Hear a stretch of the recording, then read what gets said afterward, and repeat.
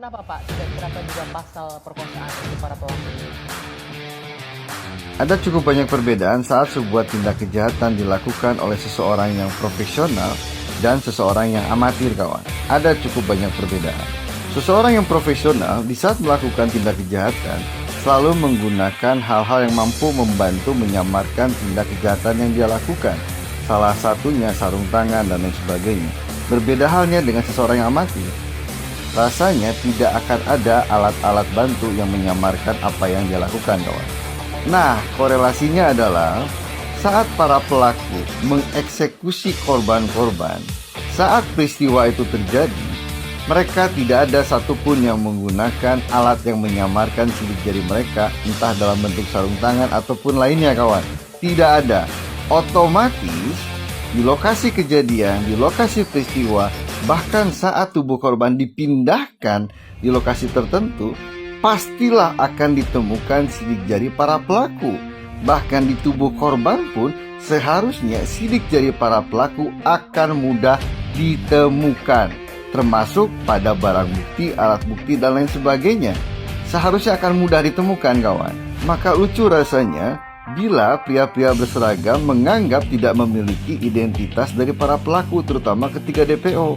Karena mengapa? Sidik jari akan selalu identik untuk satu orang, dan sidik jari tersebut akan mudah ditemukan di lokasi kejadian, di lokasi peristiwa, termasuk di tubuh korban, kawan. Maka selain harus membuktikan keidentikan dengan 3 DPO tersebut, maka harus dibuktikan pula apakah sidik jari tersebut identik dengan ke-8 yang berada dalam kotak Pandora, meskipun yang satu sudah bebas. Harus dibuktikan. Maka lucu rasanya bila ketiga DPO tidak memiliki identitas yang jelas, karena sidik jari selalu identik hanya untuk satu orang. Otomatis akan ditemukan identitas yang akan sangat jelas, kawan, hanya melalui sidik jari. Dan selanjutnya, di tubuh korban terbukti ditemukan cairan sperma. Ya, di tubuh korban ditemukan cairan sperma. Pertanyaannya, cairan sperma apakah itu dan membuktikan apakah itu? Dengan adanya cairan sperma dan dibuktikan melalui visum dan otopsi, seharusnya akan mudah pula untuk menemukan pelaku dengan sebuah keidentikan. Pertanyaannya, apakah hasil tes DNA dari cairan sperma tersebut identik atau tidak dengan ke-8 yang berada di kotak Pandora? Identik apa tidak? Karena sperma ataupun tes DNA ataupun hasil DNA tidak mungkin berbeda dengan kepemilikan dari cairan sperma tersebut. Korelasi antara tes DNA dengan kepemilikan cairan tersebut yang notabene dianggap dari ke-8 pelaku dan ketiga DPO seharusnya mampu dibuktikan secara faktual identik atau tidak.